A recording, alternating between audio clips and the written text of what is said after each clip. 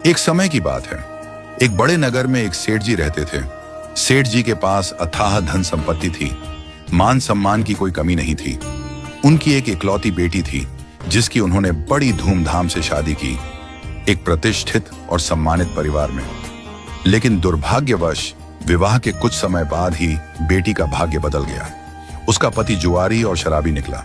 धीरे धीरे उनके घर की सारी संपत्ति नष्ट हो गई।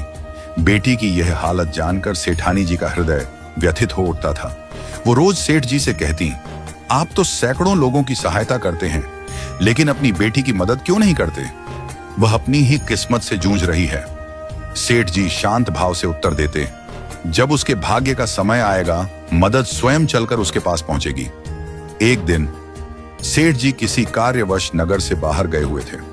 उसी दिन संयोग से उनका दामाद उनके घर आ पहुंचा। सेठानी जी ने उसका आदर सत्कार किया।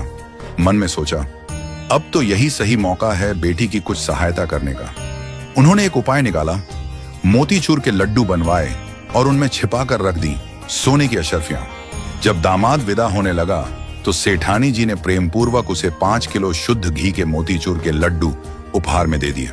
उनके मन में संतोष था, चलो बेटी की मदद किसी न किसी रूप में हो ही जाएगी।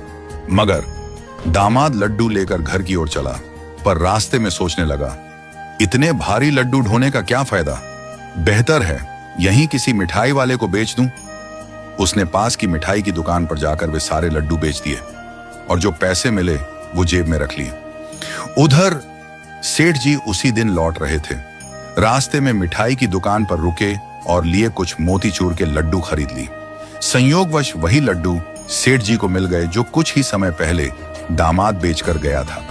सेठ जी लड्डू लेकर घर पहुंचे और हंसते हुए बोले, देखो भाग्यवान, आज मैं तुम्हारे लिए बाजार से ताजे लड्डू लाया हूं। सेठानी जी ने जैसे ही पैकेट देखा, उनकी आंखें हैरानी से फैल गईं।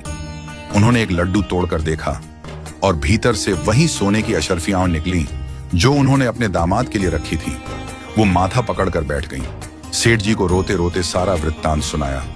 सेठ जी मुस्कुराए और बोले, मैंने पहले ही कहा था भाग्यवान, जब उसके भाग्य का समय आएगा तो सहायता खुद चलकर उसके पास पहुंचेगी। देखो, न वो अशर्फियां उसके भाग्य में थीं और न ही मिठाई वाले के। इसलिए कहते हैं, भाग्य से ज्यादा और समय से पहले किसी को कुछ नहीं मिलता। इस कहानी से हमें क्या सीख मिलती है? जीवन में जो कुछ भी हमें मिलता है वह भाग्य और समय के अनुसार ही आता है।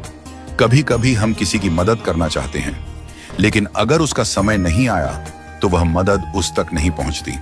जैसे झूला जितना पीछे जाता है उतना ही आगे भी आता है, वैसे ही जीवन में दुख आता है तो सुख भी जरूर आता है।